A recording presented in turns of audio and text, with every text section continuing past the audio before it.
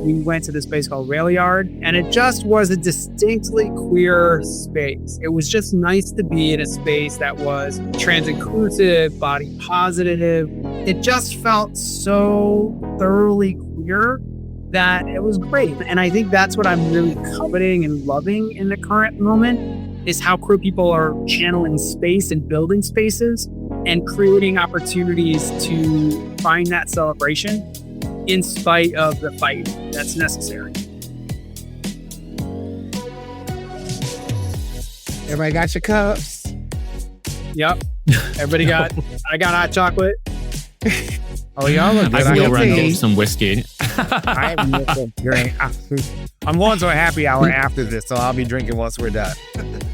All right. Well, let's go ahead and get started for this evening. So we do want to start out and say good evening to everyone who is listening and who is watching.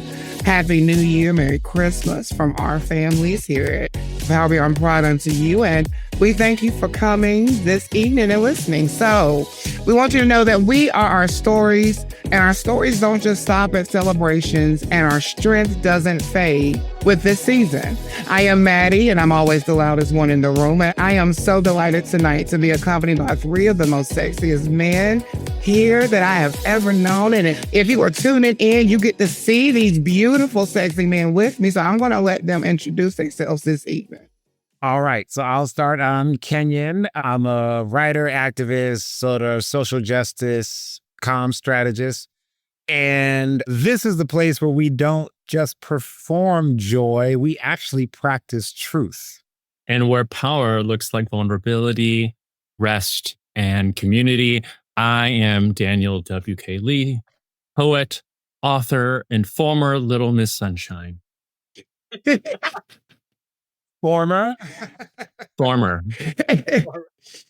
Well, bring it up the rain and the cold is me. I'm Shane Lukas. So I'm a lifelong activist, harm reductionist, owner of a great idea, and a failed kickball shortstop. True facts. Also, I want to wish everybody a happy Kwanzaa. We had a great Hanukkah season. We support you sharing some of those stories from those 8 crazy nights, and especially all the other holidays that many will celebrate throughout the season.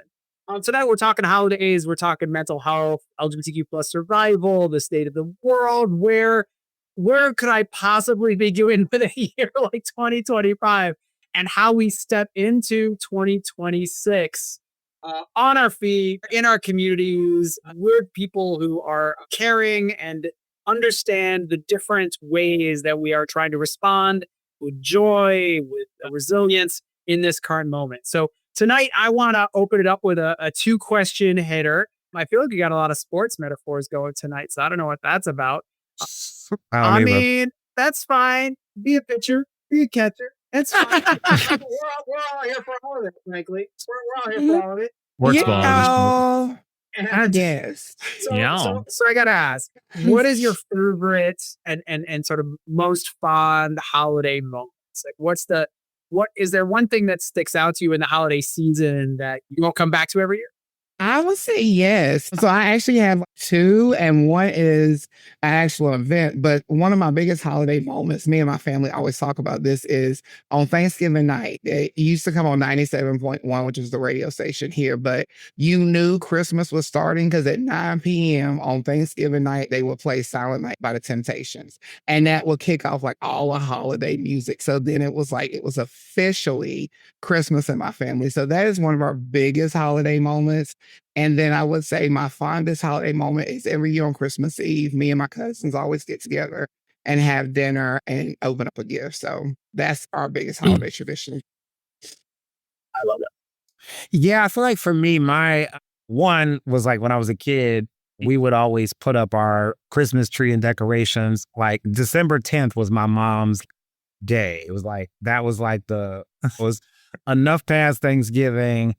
And then we would take everything down the day after, like January 2nd, like right after New Year's. Love. But I remember also for like Christmases, my uncle, my mom's youngest brother, would come over usually on Christmas Eve dressed up as Santa Claus. And And he would usually wait until we were like in the bed. We had to go to bed. Like my childhood bedtime was 9 o'clock. So he would come after 9 o'clock when he knew we were in bed and knock on the door and be shouting from out the window, ho, ho, ho, right? And, wake us up. And it would piss my mother off, but like he would do this every single year. That was like one of the things about Christmas and the holidays that was really fun. And just generally, my mom is super into like holidays. So it was always like our Christmases, in addition to Halloween and other things, were like always really, really big. So it was a good time. Yeah, Christmas came really late to my family, obviously. Like Christianity was really attached to kind of the sponsors that helped bring us to our country, to this country. And so some of my earliest memories were, or kind of for a long time, like Christmas was basically going to the house of our sponsor and having Christmas dinner there. And actually, it was one of the few times that we'd have straight up American food. Like, I think that's the first time I'd ever had like chicken Kiev and like a cranberry, like Jello salad. There would be like celery inside and stuff like that. There's a photo of me like eating this chicken, like completely like a cretin, like forks and knives, like trying to, is ridiculous. My siblings, we would kind of as I don't know, a thank you to them. We were kind of like encouraged or coached by my mom to sing Christmas carols at one point in the night to to everyone. So we would like my sisters and I would like practice, and then we would go to this dinner, and then at some point we would sing for everyone and then get presents. And it would be like the only presents that we would get until a little bit later when my family kind of assimilated the whole Christmas tree thing and got into that. And now that my mom's a Christian, my older sister is a Christian, has a little more religiosity for them. But like good Americans, and so far as a lot of like secular observation, capitalist, just buying presents kind of thing for quite a while. So I have so many different moments that I think stick out. But as I'm this next year, I'm going to my hometown to do a TED talk. It made me think about the 4 years I dressed up as a madrigal in the holiday season, that it really spoke to me about the holiday season. So I got to dress like a Renaissance, I don't know, I don't know what you call it, but it was like a weird hat, the big puffy pants, and got to sing these. Hopefully you will get joy out of that. I think you're about the only one. They're not the most flattering photos that ever existed, but I did it for 4 years. I did it every year of my high school. And so every year, I mean, it was like getting Christmas songs I wasn't familiar with. And then there were some other sort of cultural touchstones that were actually kind of fun, right? So as a non-faith participant, it's nice to participate in some of those songs, right? And kind of, but also that not all of them were heavily religious. Some of them were just fun, like the Wassail song and other stuff like that. So it was fun to be able to do that. And was it embarrassing? Yeah, these photos are incredibly embarrassing. No bones about it. They are a thing. But I do love it, and it's fun. And I still go back, and sometimes we'll hear some of the Madrigal songs, and I'll sing along with them. And I wish I had the pipes I had then. I don't know that they're any good now. But I do really enjoy those memories a lot. And I think singing is a big part of holiday seasons, regardless of your faith participation. I think it's a great part of so many people's celebrations. And then I would say my current kind of routine, one thing that I love every year now is we actually go pick out a Christmas tree every year. And I do love decorating the tree, more of its pagan heritage than anything else.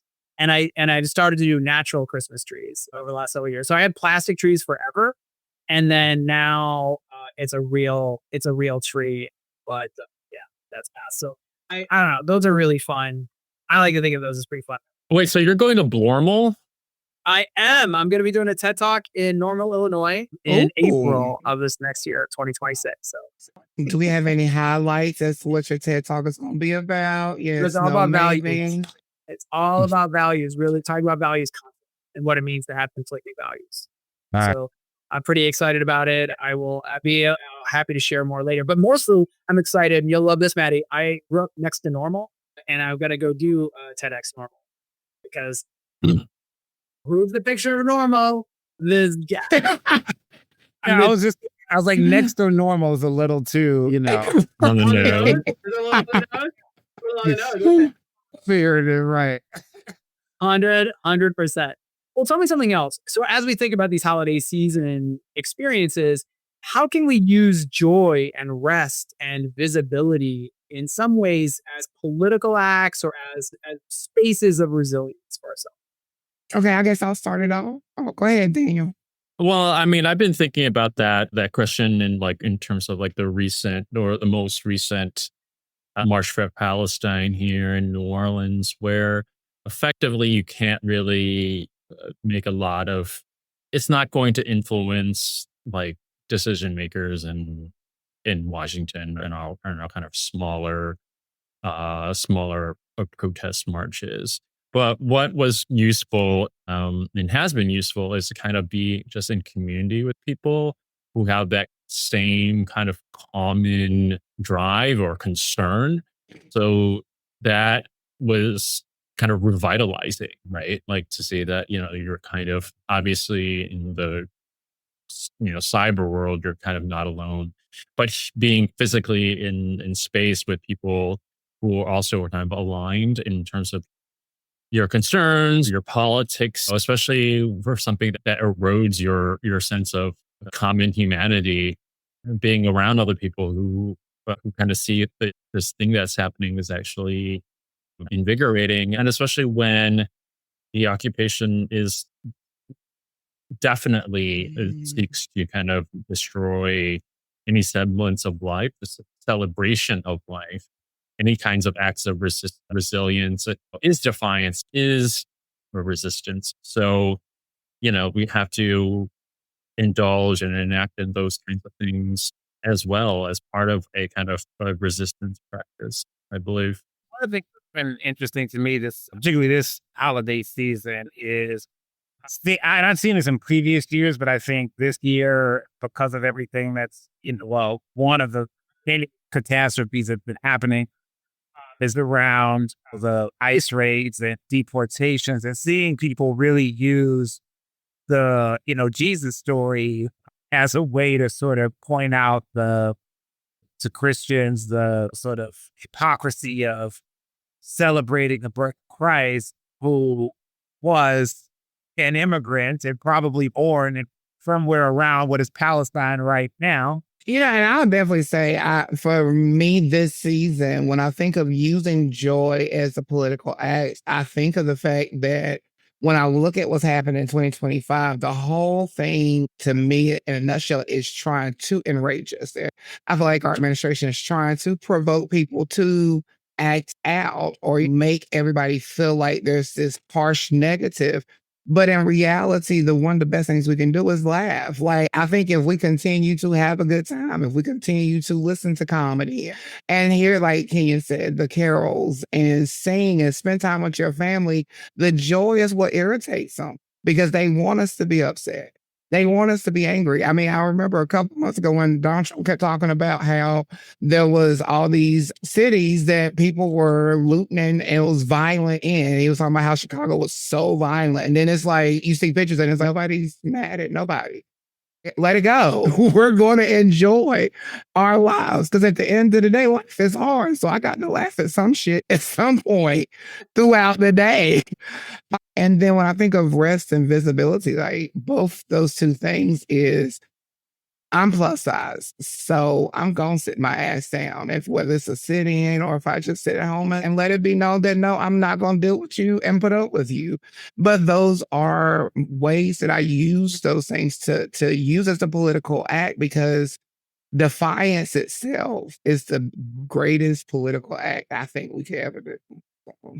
Well, and showing joy in that defiance, right? Like, I just can't, I think the rest is necessary. I think if you're going to be an activist for a long time. So I will say my own story is a lot about trying to find that balance. And that's one of the reasons I've been doing activist work consistently, although I would say slower. Like, there are definitely people who are far more engaged every day. They are doing stuff every day. And I admire it. Like, they are people. I'm grateful that I'm able to support them in different ways, that I'm able to be there. But I realize that many of the people that I saw early on when I was learning to be an activist, to be in these spaces, to bring that courage into the room, was how exhausting it could be, how hard it is to continue to do that on a daily basis. And so I've always thought of it, and I'm sure you've heard me say it on the show before, this is really more of a marathon. I would love to think we could do as much as possible in a sprint. And maybe we'll talk about that a little bit as we look at 2026. But I do think you have to think about your own care and your own work within these movements in this very marathon approach, with the caveat that people in the most amounts of privilege really tend to like a slow roll because they want to deal with their own discomfort. So that is not to undermine the urgency of responding to major needs and major changes that need to happen. It is to say that you as an activist can't live in that urgency and still address all the traumas and the experiences you have on a daily basis and find a kind of healthy balance. Like, it's hard to do. You have to take some space for respite and celebration and to go roller skating, which I did when I was in New York a couple weeks ago, and to sing and to do things, to do all the costume work that Daniel does for all of the parades. Like, that is, I gotta imagine that it is incredibly rejuvenating to go in and be creative, to have that element. So I think the holiday season is great for that. I think it's great for an end of year to be able to, as an activist, do a little bit of gratitude for where you have been and what you have done, and to take a minute and do that, and then really look forward and give yourself some space to think about what it is you want to build. So I love that. So that's what I think about this season. So the season makes sense. I want to really bring up something really quickly, kind of going rogue on our agenda, because when I think about about kind of the rest and the joy and visibility, kind of this past, I don't know, so 3 weeks or so, kind of a big part of queer entertainment discourse has been heated rivalry, which I haven't seen. But I mean, this really, so everyone was off. Everyone's like, I got time. Let's watch this. Let's watch this shit, apparently. I still haven't watched it, like I said. But people are really into it. There's a lot of discussion about about this question of visibility of it, because as far as I know, there's only one actor that's in the show that's queer, and that's Francois, whatever his last name is.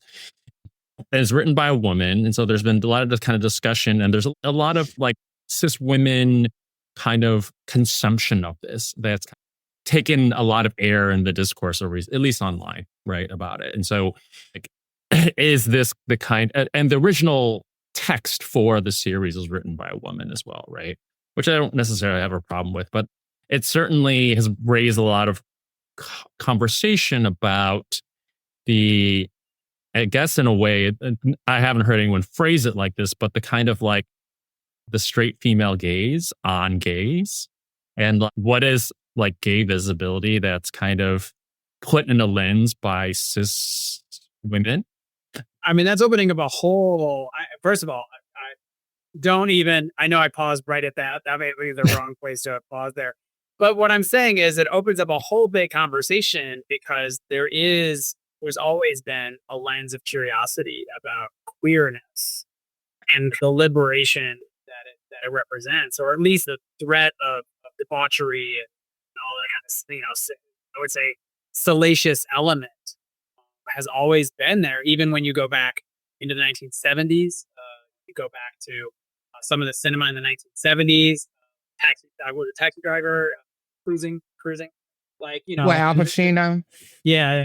Like, there's always been a little bit of that in the mix. And then I'm sure long before that, Kenyon, maybe you have some thoughts as to like how far back literarily queerness is sort of had a thing. But I think what's notable is that this is like porn. This is porn for like married straight women. So I don't know what to do with that. That's interesting. I mean, but the question is, are these people who support our rights too, right? I guess that's the weird part. Is this fascination among people who are fascinated by it and then end up voting and making decisions to harm other queer people? Because I'd love to think the representation actually leads to something constructive. Okay, well, if I find it fascinating, then I would hate to diminish anybody who has that experience. But this is America, so are they all like fans? I don't know. I'm trying to respond to that. We probably do need to take a break.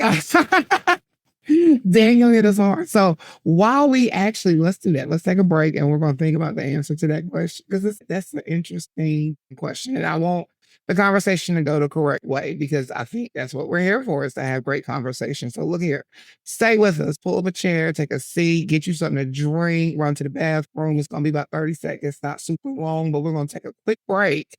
And when we come back, we're going to continue talking about the holidays and how do you handle grief during the holidays. Okay? We'll be right back.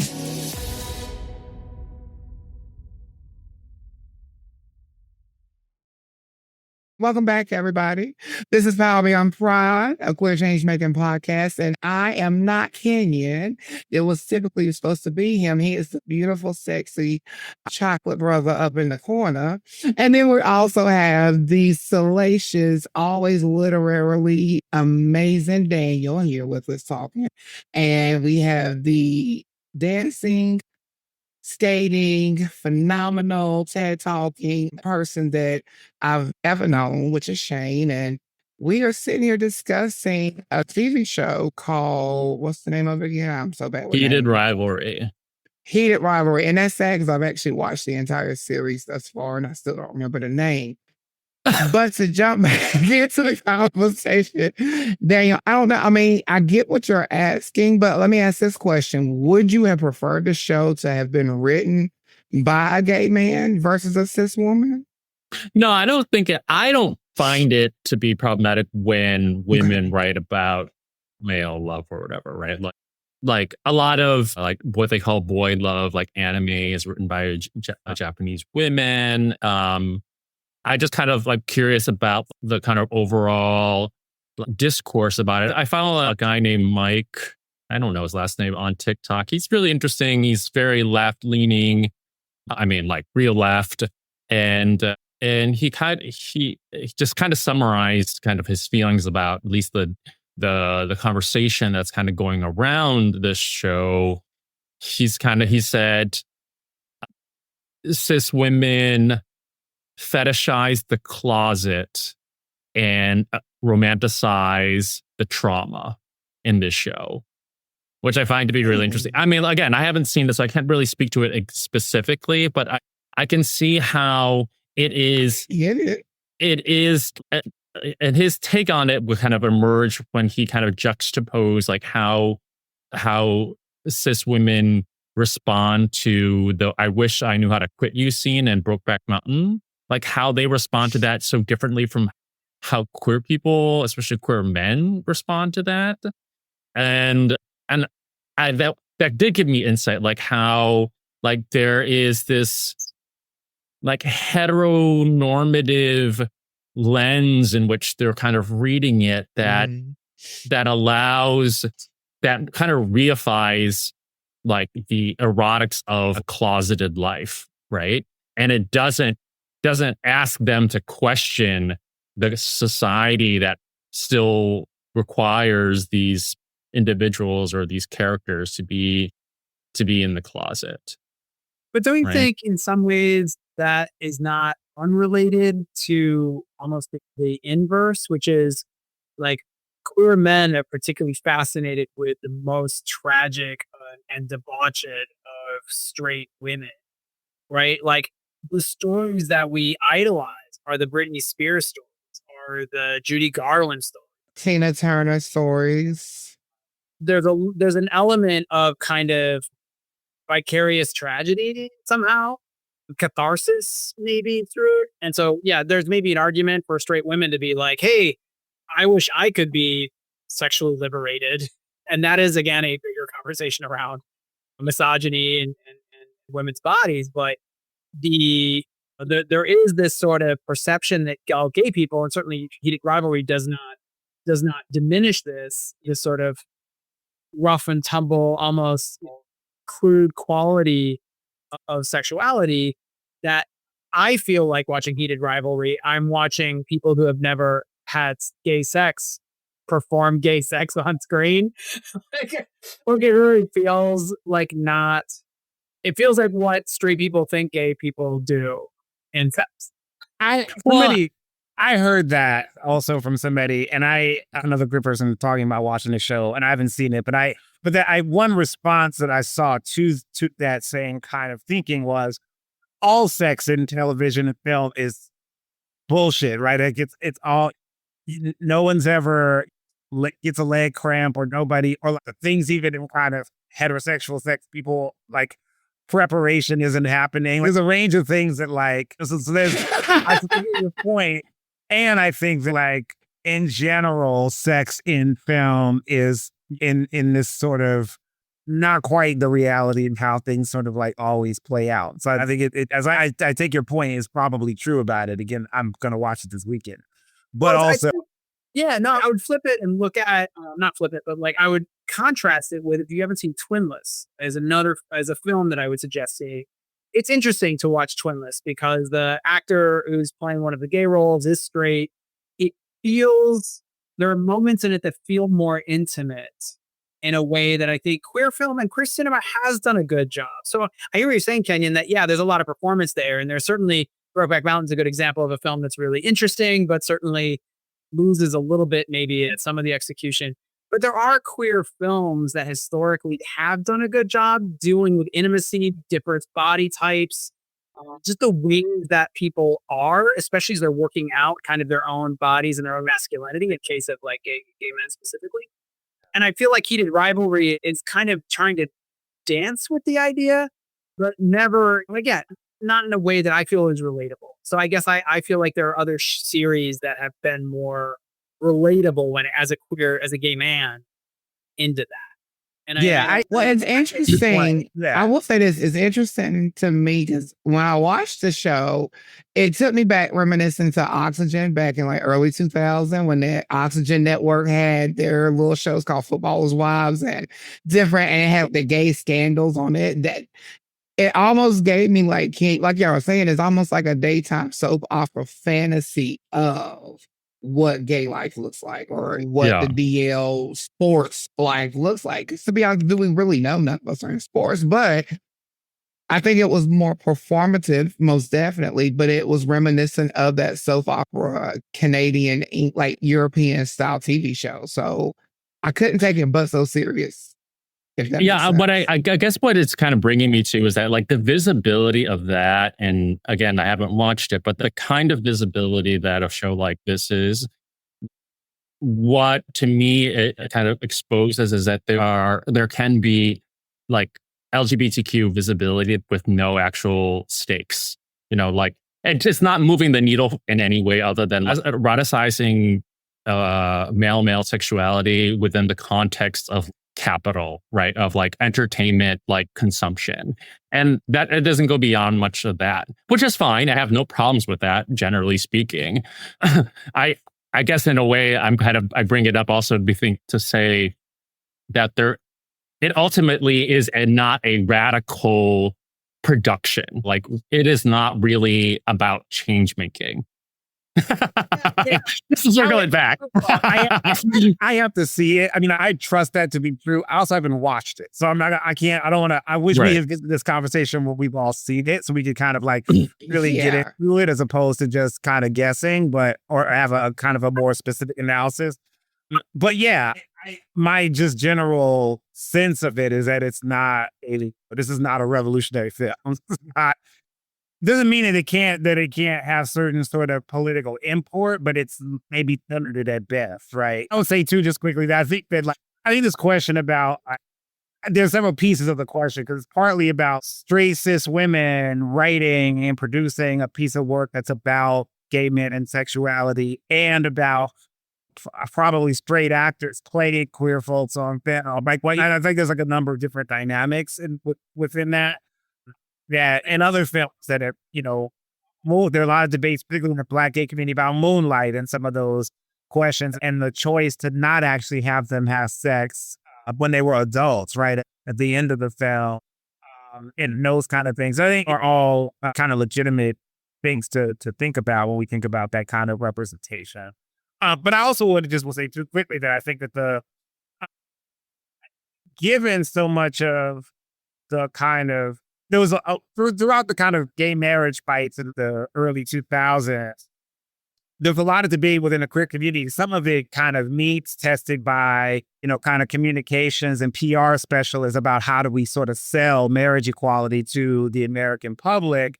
There were a lot of debates about how much do we actually foreground and talk about the specifics like sex and sexuality as a part. And there was some decisions made to actually not. So that's why we got these sort of like very sanitized, what I always say, kind of well-fed, well-scrubbed, suburban, white, gay, lesbian kind of frameworks of what like the we're just like you kind of messaging within that.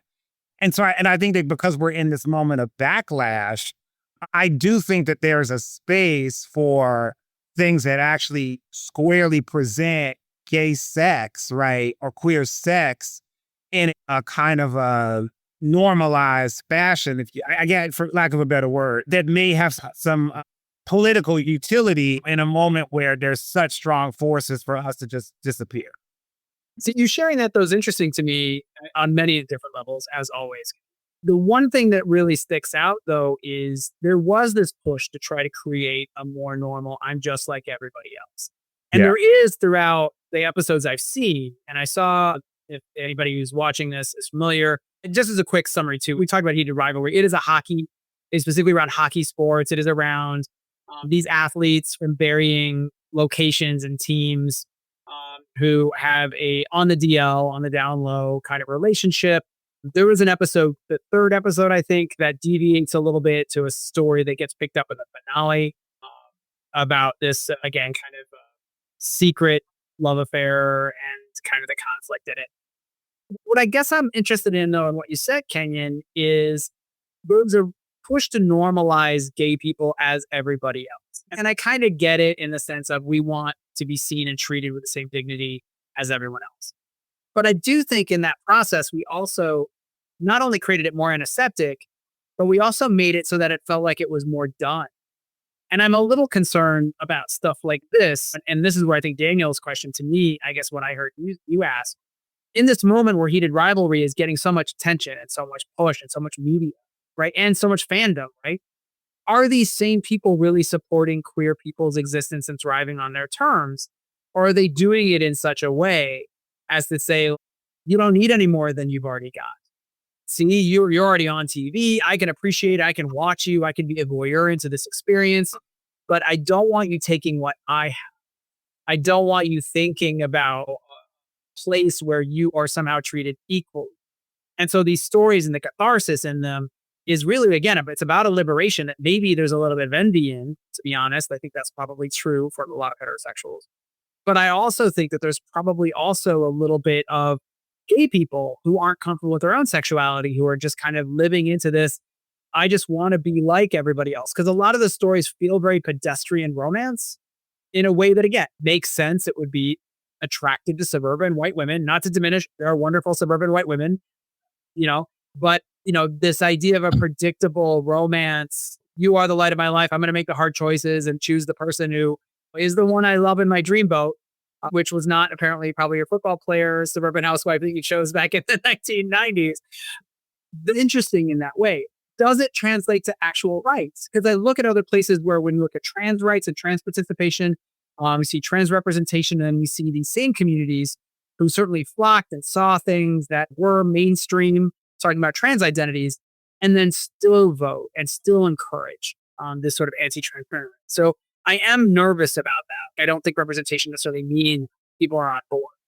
Yeah, I have to see it. I just can't, until I see it, I can't say more about whether it does or doesn't. I would say my concern is that without having seen the series is that even while it may sort of push certain things in terms of more explicit kind of sexual representations, et cetera, that if there's still ultimately kind of like young, fit, white male bodies, that it actually ends up producing a sort of, which was my critique of the same-sex marriage movement, was that it actually, because that was happening at the same time this conversation at quote unquote that Black men on the DL was happening. So it became to me actually a conversation in relationship to one another, that this is who we mean when we're talking about kind of expanding citizenship. And this is who we think is still criminal within their sort of queer sex, right? And so I think it may still produce that. I'm uncomfortable just doing all of this around a show I have to see. But I will say only to involve- also add, but to add to your point, Kenyon, I do from watching the show, I will say it does to me push a DL narrative. And that's something that I don't like because the show does romanticize keeping your relationship DL and discreet and private. And that's like the undercarriage of each episode is, well, why do we have to come out? Why do we have to say who we are? And it's know that. So from that perspective, it is actually very damaging to the community because I feel like it's pushing that narrative of DL. Like it's okay to have your secret love affair. And that's not cool. I'm just going to put a little final note on it. Kenyon and I have not seen it, but it just shows that you can have actually legitimate conversations about the issues that like cultural productions kind of bring up and whether or not in a way sometimes the actual the work can be talked about even if you don't see it like in specific ways and see the ramifications. I again haven't seen it, so and I may probably don't have a problem with that other than to say that being able to acknowledge and see kind of the stakes of it is just helps him to contextualize what our expectations are for it in terms of quote unquote change making. And yeah, I just want to give that a second shout out to Mike on TikTok. Maybe he'll watch this. Maybe we can get him on the show. Yeah, has this line of fetishizing the closet and romanticizing the trauma. I think that's it might be. It's into the season. I mean, there's a lot of behavioral, and I think that is sort of a missed piece of the series. At least again, what I saw, and certainly what I worry about missing in the conversation is the behavioral health impact. Right, like it is. This is a season where a lot of people are wrestling with many different issues. They're dealing with grief, they're dealing with changes, especially for a lot of queer community members. Like it's great for those of us who have great feelings with our chosen family and great experiences and memories with our chosen family. But also it does bring up a lot of stuff with our not so chosen family. And then many community members who face things from that. I do think with heated rivalry, like they really, they skirt a little bit of that in a way that feels, again, very much from a space of privilege. And I think also a space where the feelings are very simplified again, which makes sense. It's an entertainment piece. I get it. But this is a time where queer people, trans people, or trans plus community members are directly under attack. And behavioral health is a big factor. It is one of the things that you have to be careful about glossing over because being in the closet in the DL does have its ramifications. You don't talk about it a lot. Again, Kenyon mentioned Moonlight, different explorations about what it means to not live in your authentic self. But I should also note, Trevor Project got unfunded this year. And so community members have rallied around that. Other hotlines and other resources for community members have faced funding shortfalls that it is really important that as community members, we recognize it's cute on screen, but the people going through it oftentimes turn to a variety of different systems to respond, from alcohol to drugs to suicidality. And so making sure that as community members, we remember that these are real challenges that many of our communities face. So as we go to break at our second break, I will echo what Shane just said. So if you are struggling this season, it doesn't mean that you're weak. And I think a lot of times we have to embrace that, like Shane was saying, that mental health, and especially this time of year, it's okay to say, I need help, or I need someone to talk to, or can you just sit beside me? So I need you to know that if you are feeling heavy like that, it doesn't mean you're a bad person or you're damaged. It means you have a history and you're still fighting. So I want you to remember as we go into our new year, continue to fight. Don't give up.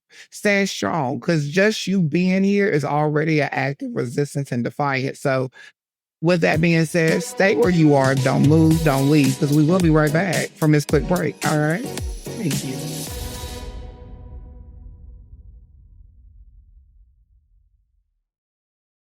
Welcome to Power Beyond Pride. I'm Daniel, and I'm here with my co-hosts Shane, Mattie, and Kenyon. As we come into our last segment of the show, we just want to take a time to look back over the past year. What I want to know is from each of y'all is what is the most overlooked or over-focused LGBTQ related story to you in 2025?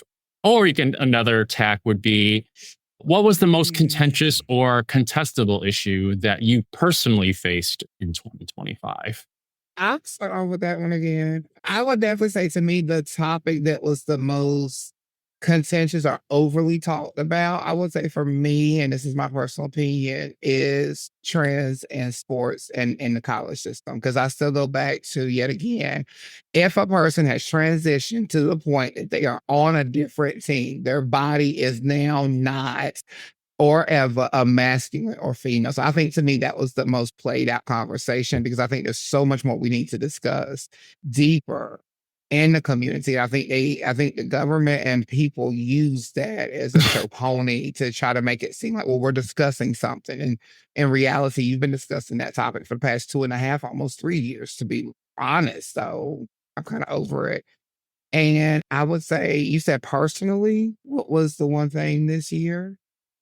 Yeah, I mean, it can be both crossover. What was the most overlooked or overfocused story, or what was the most contentious or contestable issue that you personally faced in 2025? Well, I don't think I personally face it. As I'll say what's original what I said. I think that the trans in sports was overplayed out this year. Yeah. Yeah.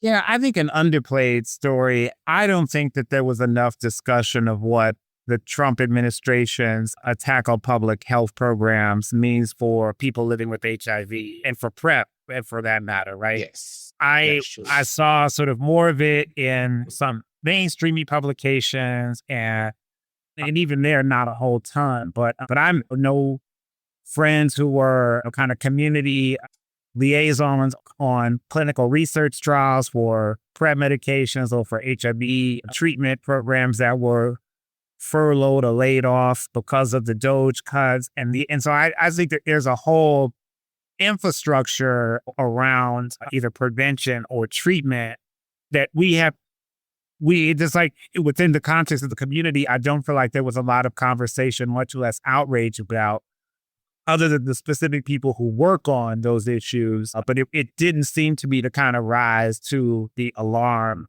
writ large, and I think that it should have. And I don't even think that we haven't seen at this point the full ramifications of those actions. That's true. Absolutely. I'll go next. I think we haven't talked enough about queer class. It's just a thing that I think as activists, as community members, that it seemed to sometimes surprise people that the Trump administration was funded by very wealthy gay people. And I think bringing that to light is really important. I think it's important to talk about what it means, because these are the same community members that are undermining a lot of the rights, a lot of the things that have been fought for the last several decades to get us to where we are, to the things that they benefit from, and to not have that be a center point in the conversation at times, because they are the money that is powering, from anti-trans legislation to other attacks on where queer people have access to school programs and other places that are affirming, like all of that stuff being cut and gutted, attacked. I mean, these are the people who are making that possible, because had it not been for Peter Thiel, Barry Weiss, or any of these people who were there actively putting this stuff forward, we just have to do a lot of internal looking at what it means in the community and that's cool liberation. And I think a lot of people have stepped away from it. So I would say, to me, that's something that gets overlooked, because I don't think queer people want to talk about it. I don't even know how to talk about it. And the people with the most amount of resource are the people we're talking about. And they aren't going to unleash any of those channels to have this conversation. Yeah, I mean, I would expand and maybe dovetail on that. I think kind of an overlooked, it's not so much of a story, but like really an issue, and that's kind of been ramping up, is kind of the limits we keep on facing. I think hitting the wall and the limits of the analytical tool of intersectionality, that we still have to think of intersectionality within a political climate or an ideological framework of, particularly within liberalism. And we have to kind of interrogate what we might assume about certain identities and what their political alignments are, which echoes with what Shane is talking about with Peter Thiel and Barry Weiss, other LGs, let's just say LGs, right? And how they're serving their own interests, and that how they don't necessarily mean that they have really kind of radical or liberatory politics, whether it's a kind of reifying or just self-serving kind of one. Exactly, right? I would didn't love know to get. their wife was queer. That's even news to me. Oh I yeah, mean, she's I'm not she is. surprised, like just seeing her, but like I had not heard that until this very second, which to talk about and I pay attention to shit. So like I get paid Yeah. to pay attention to politics, and I had no idea. I would really love to get Matt Bynum, who's the executive director of CLAGS, and he is the writer of a book called Poor Queer Studies. And he definitely looks at class queerness. I think he would be a really interesting person, and maybe we can work on getting him on the show. I would love that kind of class analysis of kind of like Class on class. So, okay, Yeah. can I ask a question? What's one good thing? Can you think about one good moment you had this year? So I know we've talked really about a lot of the absence positive of thing. challenges. Like, what's one good? Is there one good queer moment that you all got to live into this year? Ooh. I would say a good queer moment for me was turning 40 and learning that I don't give a shit about what people think about me. Hey, no, but seriously, I would say just this year alone, my self-discovery of my identity has been more queer affirming in the sense where I have a different pride about myself and loving about being different, being unique, being whatever I choose to be and be happy with it. So that would be my moment. What about you, Daniel? I mean, I've had some really great highlights. I think one of the biggest ones for me was winning the Patty Freeman writing competition in poetry. And the poem that I won it for was a poem about lyrical poetics. It's called A Confession to Gaza on Lyrical Poetics, and it interrogates this idea of like how in poetry we're told that in order to kind of elicit or incite empathy or sympathy, we kind of have to talk about our own shit, our own trauma. And so the framing of the piece is kind of like saying like how that's really kind of off, kind of because you're decentering what you really want to talk about, which is like obviously this atrocity that's happening in Gaza and West Bank as well. But in order to get people to feel it, I got to talk about my shit, which is like the kind of what we don't want to do in general in politics, which is like decentering other people's story, right? So anyways, like winning something as a result of that poem, I think has been really great. And I just feel really honored.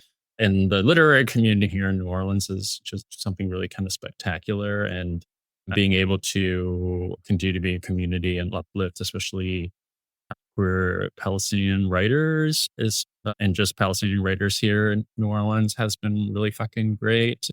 Honestly, it's something as Shane says, which is like joy every day. I've been doing a lot of grasping at little things, I would say in the past month and change. And that's enough. It's kind of like the mother bird kind of giving little bits to like the bigger bird. And I'm just, this little thing, that's all I need. It's going to get me through the next thing. Because I've been seriously entertained for the past 9 months of like leaving this country. It's just, I love New Orleans. I love it so much, but there has been such drive internally to flee. And it's really interesting considering how much I love this place. Yeah, it's like me and Danger Girl, Molly, you and Danger Girl. Right. Yeah, I mean, and for similar reasons, like this was a very hard year for me, to be very honest. I feel like I lost a lot this year. I had to pivot and move across country. I had no plan for, relationship. A whole bunch of stuff kind of blew up this year that was difficult. I will say that personally, one of my favorite, just a thing that I was able to do early in the year was return to acting, which is something that I haven't done. I stepped away from performing. I really retired like over 20 years ago. A lot of people don't even know that I was a theater major in undergrad. I moved to New York and was doing a lot of classical Shakespeare work all over the city and touring the country. But I got reached out to by Charlene Carruthers, if folks know Charlene, Black queer scholar and organizer, a former executive director of Black Youth Project. last December saying, hey, I don't know if you'd be interested in this, but I'm making a short film that's kind of about the Black Nations, Queer Nations Conference in New York in 1995. And I was like, Charlene, I was like, are you kidding me? I was like, she's like, I don't know if you're interested in this. I was like, I was an actor. And I said, I've been kind of thinking about, I feel kind of ready to maybe do some stuff again. And she said, oh, I had no idea. She said, well, I want you to play Essex Temple in this short. So we shot that in Chicago in January, and it's now making the rounds in the festival circuit. Film is called Plena. So if you are attending any film festivals around the country, you see Plena, check it out. So that for me was a big deal to kind of come back out of acting retirement in 2025. So that I'm super, super happy about. We'll see what happens in 2026. I love that. I love it. And I think my queer moment is also about film. Even though music is like my life and I have all kinds of music stories, great, wonderful things that happened this year, going to concerts, a lot of stuff. But I'll tell you, Daniel, your hometown there, your hometown in New Orleans, being able to spend some time with you and my partner, we went to this place called Rail Yard. And it just was a distinctly queer space. It was just nice to be in a space that was trans inclusive, body positive, watching Paris is Burning on this screen and outside in this pool. It just felt so thoroughly queer that it was great. It was a really great moment. And then 2 months later, being able to interview for Power Beyond Pride, Dominique Jackson, who was one of the producers on the film that sort of looked after the individual who was murdered at the end of Paris is Burning. So again, to me, that was just such a great, joyous space. And I think that's what I'm really coveting and loving in the current moment is how queer people are channeling space and building spaces and creating opportunities to find that celebration in spite of the fight that's necessary. And so I think that Rail Yard, if you're in New Orleans, I do suggest checking it out. It's a wonderful space.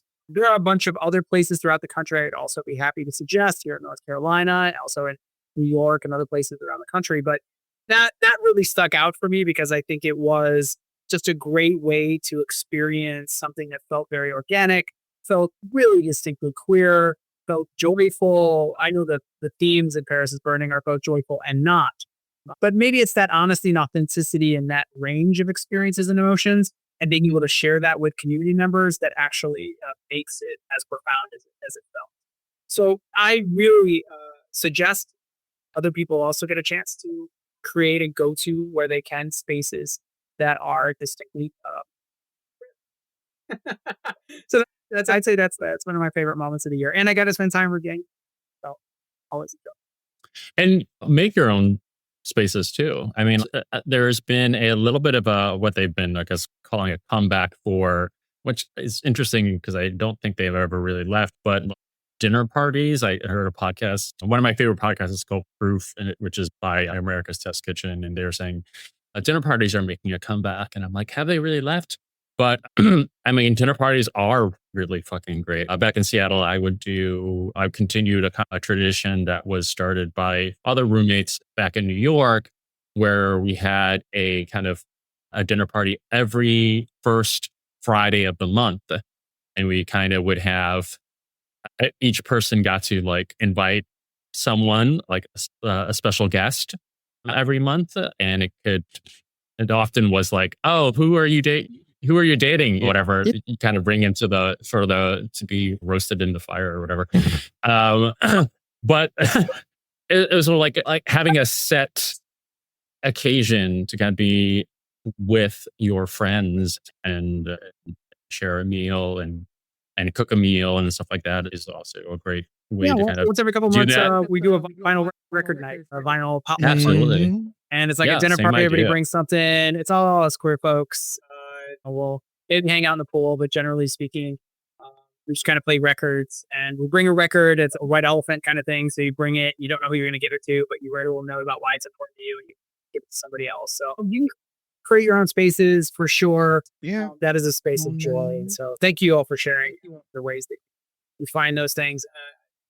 I'm grateful to be in community with you. This is all an amazing space. Thank you for being here. Are we at our final moments? What are our final moments before the new year? Yes. We want to raise our glasses or Yeah. mugs. Or I don't know if you have a cookie. I have cookies here too. I would give you all cookies, but I know Kenyon's gonna go have a few glasses or a glass, maybe a cookie. I'll send you all a cookie. Well, Shane, real quick, before we go, as we end, what's one resolution you have for next year? What's one intention? My intention is Just one.